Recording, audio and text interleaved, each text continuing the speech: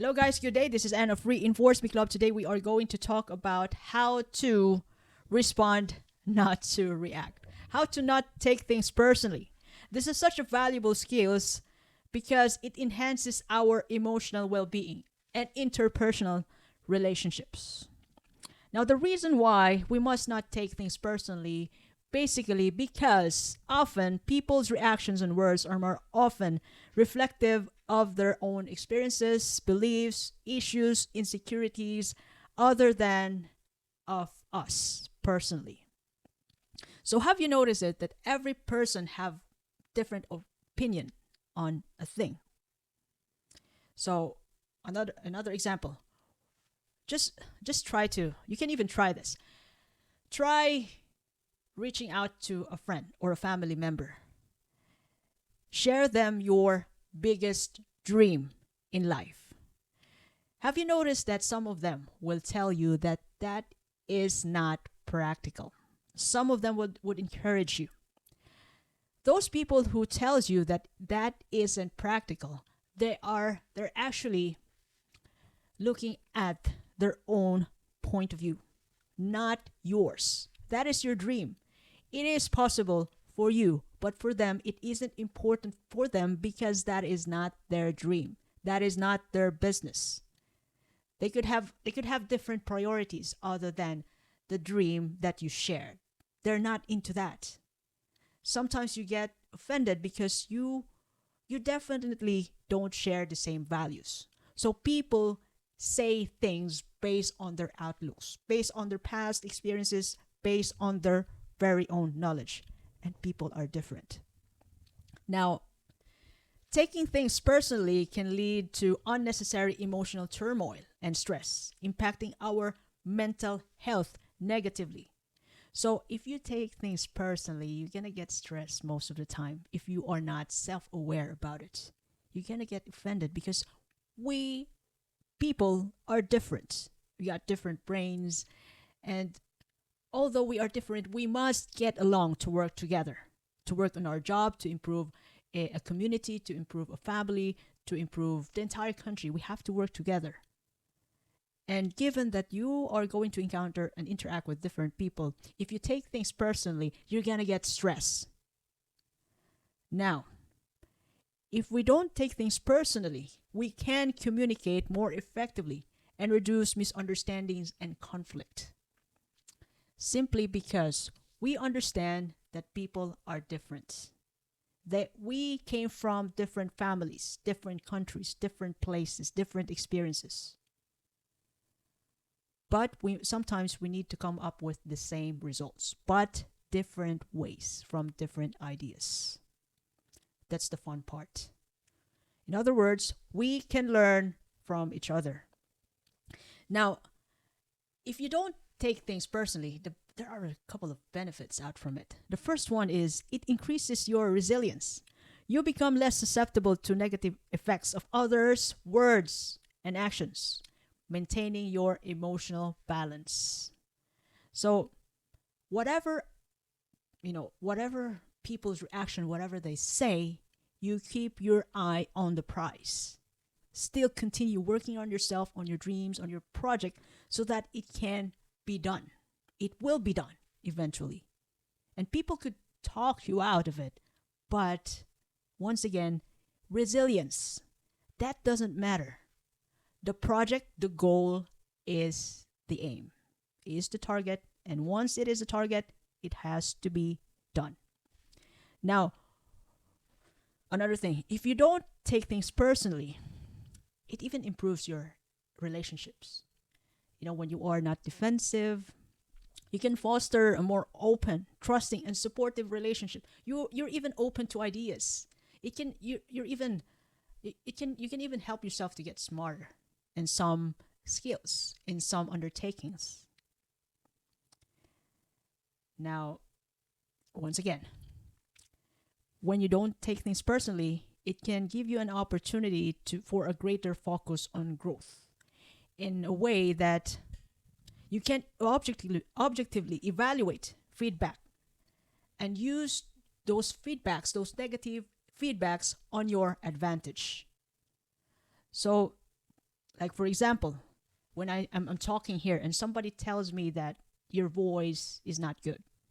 So I will take it. I will take that comment as, a way for me, an opportunity for me to improve. Maybe I can, make some alterations with the voice equalizer. I could buy another equipment for that. But, you know, in that way, I'd be happy to take those comments as a way for me to improve. So, another example, product reviews. You can use those product reviews from your business to improve your product, to improve your system. If it is something to do with the customer service, improve the customer service, improve that aspect. And when you don't take things personally, you can experience a less emotional strain, leading to a better overall mental health.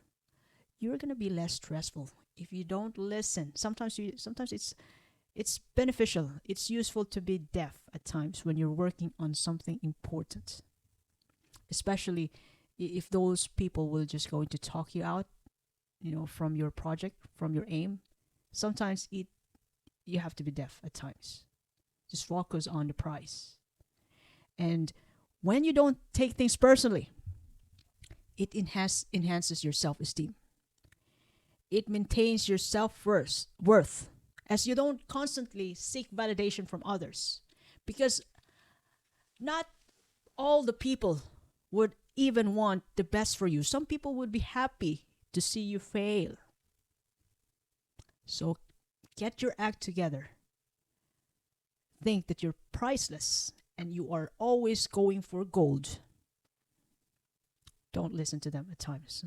Sometimes you can listen to them, but use it. Use those feedbacks, useful feedbacks to your advantage. I'm telling you. Now, how to not take things personally. Number one is understand the source. Recognize that people's comments or actions often stem from their own issues, insecurities, or perspectives, or from their knowledge. Sometimes when you're asking an answer from people who are less knowledgeable about the situation, about the project, you can, what kind of quality, what's the quality of the answer that you're getting? So sometimes it's way better to really ask opinion or advice from people who have more experience than you. And, when people talk negatively all the time, or it could be in a time of the day, it actually on them. It's not about you. It's about them. And we're also doing this. We're not perfect creatures.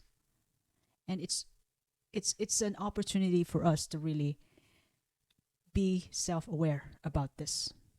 And number two, the second way to not take things personally is to develop empathy.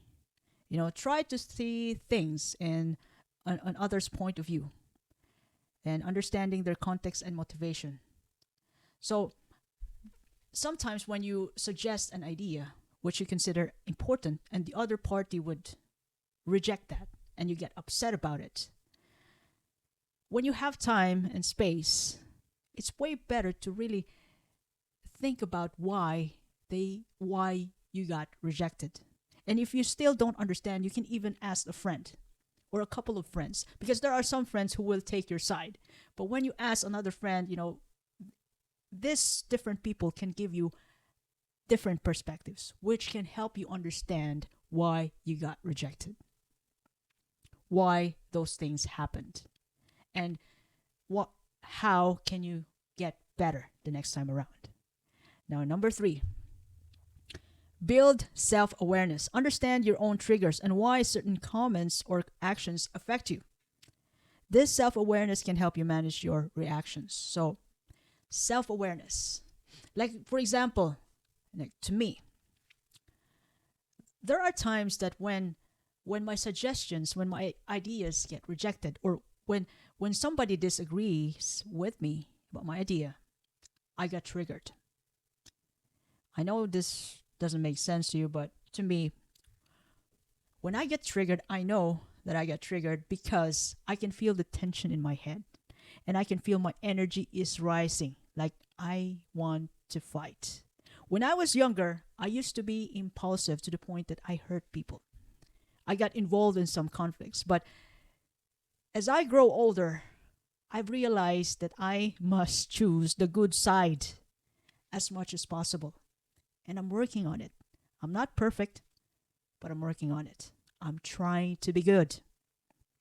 So let's go back once to the, when I get triggered.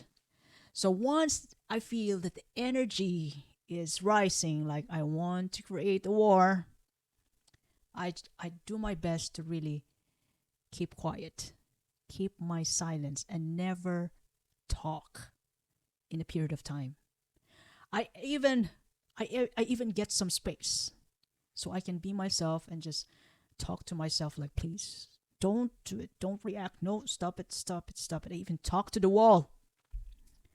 So I will only respond to the other party, to the other person who triggered me when I feel like I'm already calm, or after 10 minutes or 15 minutes, whenever I'm ready, because I want to be respectful, to be nice, to really improve myself and not to hurt the relationship as much as possible. Because when you're angry, when you're upset, sometimes because of your emotion, you don't know what you're talking about. You don't know what you've said. You could hurt people. And I know everybody could relate to this. When you're emotional, you could hurt people. You don't know you don't know what you said. You're not in your head. So understand your triggers. Build self-awareness so you won't get involved in some conflicts, just like what I did before. Now, number 4, how to not take things personally means you can practice mindfulness. Stay present and grounded, which can help you respond to situations calmly rather than react impulsively. So for example, when you meditate, when a person meditates, they just observe their thoughts in order to get the root of the problem. That sometimes the root of the problem could be themselves because of their childhood trauma, past negative experiences in the past. It's not about the situation itself. And then once you really find out the root of the problem, and then you can effectively come up with a solution. And also mindfulness, meditation. So during meditation, you can have a chance to really observe your breathing, observe what's going on in your body, observe and feel the environment. That is a workout for your mind, to bring your mind to the present, not in the past, not in the future. So that is why it's important to be in a quiet place when you meditate. And this is also a workout for our mind, to bring ourselves, our thinking, to the present. Enjoy it, love it, cherish it. Cherish the now through meditation. Now, number 5, set boundaries. So this is important. Know your limits and communicate them clearly to others, protecting yourself from unnecessary hurt. So some people think that, it's all right for them to do this to you. But for you, for yourself, those kind of doings are kind of offensive for you. So in setting boundaries, it's important to talk these actions, to really address the actions nicely, respectfully to the other person. That, you tell them directly that you don't want to be treated this way. It's offensive for you. And if they don't agree with that, then it's time to really let go of the relationship, stay away. And if they do love and respect you, they will abide that and to your boundaries. They will agree. They wouldn't do that again. Now, number 6, reframe situations. So instead of assuming negative intent, consider more neutral or positive interpretations of others' actions or words. Like, for example, you've done your hair for the weekend. You color it the way you want. And then on Monday morning, by the time you arrive at work, somebody told you that your hair doesn't suit you, and that hurt you. So instead of assuming negative intent, that the person, you're thinking that the person really wanted to hurt you, instead of really thinking about that intention, just think about your effort, your your you know your self-worth, that you feel and think that you are beautiful. They didn't really even mean what they say. Which leads to number 7, seek clarification. Ask that person, why do you think that my hair doesn't suit me? I've worked hard for this the entire weekend. Why? And they're going to tell you why. And yes, you could agree to their reasons. And you can explain to them, why. You can explain to them that why you didn't meet their standards. Or you could even use their feedback the next time around and how you do your hair. Just seek clarification. Ensure, if you are unsure or hurt by someone's comment, ask them to explain what they meant. This can clear up misunderstandings. So instead of getting hurt, you can ask them, why do you think that my hair doesn't suit me? I work on this for the entire weekend. I love myself. I love my hair. So take their reasons as it is, or even take advantage to the reasons and be a better person. Be with a good hair. Of course, you gotta have the good hair, but understand once again that people are different. People could have different comments on one thing alone. People have different ideas on one situations, different perspectives. So seek clarification. Number 8, focus on self-validation. Develop a strong sense of self-worth that doesn't depend on others' opinions or validation. So you can also observe this from personal development gurus that they suggest you to tell yourself every morning that I am beautiful, I am enough, I am strong, I am smart. So this type of exercises can help you increase your self-worth. But in the most part, get hold of yourself. Like have a strong sense of self-worth that you are completely priceless and nobody in the world is going to be like you. You are one and only creator who can do you. All right? Focus on self-validation. And number 9, learn to let go. Letting go of other people's opinion doesn't harm you at all. Whether negative or positive feedback, whether you take advantage to it or not, there's no harm in letting go. But if you're into improving yourself, you can pick the right feedback and use it to improve yourself. There's no harm in letting go. There's no harm in forgiving and moving on. That's even less stressful. That's the best part. And lastly, number 10, positive self-talk. Encourage yourself with positive affirmation and remind yourself of your strengths and values. So as I've mentioned before, positive self-affirmation, you can look at yourself in the mirror every morning or when you after you brush your teeth or before you sleep at night. Tell yourself that I love you, I am beautiful, I am smart, I am rich, I am a millionaire. And then you can even hug yourself. That will absolutely make you feel good. Let me tell you, I'm doing that. Not all the time, but at times, every morning after I brush my teeth, I look at myself, and I'm telling myself, look, you look wonderful today. You're going to be rich. You know that? You're going to be a millionaire. It's just a matter of time. So I'm telling that to myself. That's just an example. So you can also do that. By cultivating these habits, you can develop a more resilient and balanced approach to interactions with others, leading to a greater emotional well-being and more harmonious relationship in all sorts of relationship, friendship with your spouse, with your family, with your workmates. You can even contribute to peace on earth.